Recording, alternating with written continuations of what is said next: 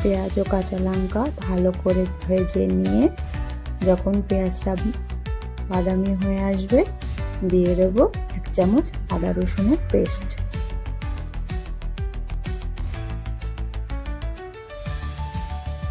আদা রসুনের পেস্টটা দিয়ে ভালোভাবে নেড়ে চেড়ে ভেজে নেব।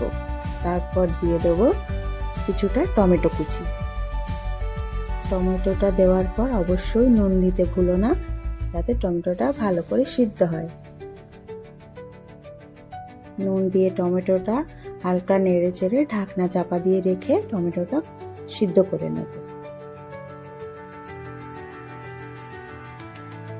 তারপর ঢাকনা খুলে পেঁয়াজ, টমেটো, কাঁচা লঙ্কা সেগুলোকে ভালো করে ভেজে নিয়ে কিছু গুঁড়ো মশলা অ্যাড করব, যেমন কাশ্মীরি লঙ্কার গুঁড়ো, হলুদ গুঁড়ো, ধনে গুঁড়ো ও জিরে গুঁড়ো।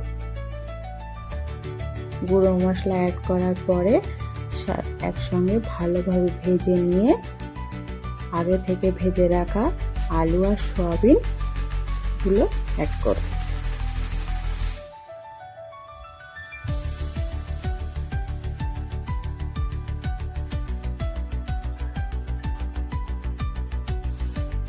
আলু সয়াবিন মশলার সঙ্গে ভালো করে ভেজে নিয়ে পরিমাণ মতো লবণ দিয়ে দেবো। লবণ দিয়ে কিছুক্ষণ নেড়ে চেড়ে তারপর দিয়ে দেবো অল্প জল।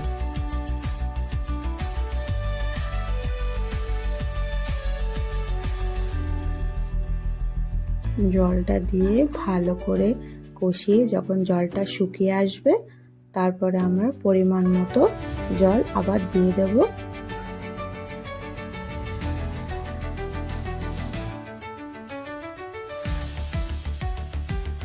পরিমাণ মতো জল দিয়ে ঢাকনা চাপা দিয়ে ভালোভাবে রান্না করে নেব।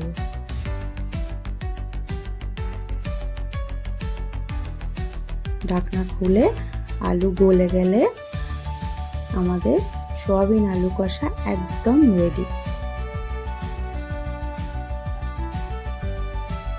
আমরা তো অনেকভাবে সয়াবিন খাই, এরকম সিম্পল সয়াবিন একদিন বাড়িতে রান্না করে দেখো, খুব ভালো লাগবে।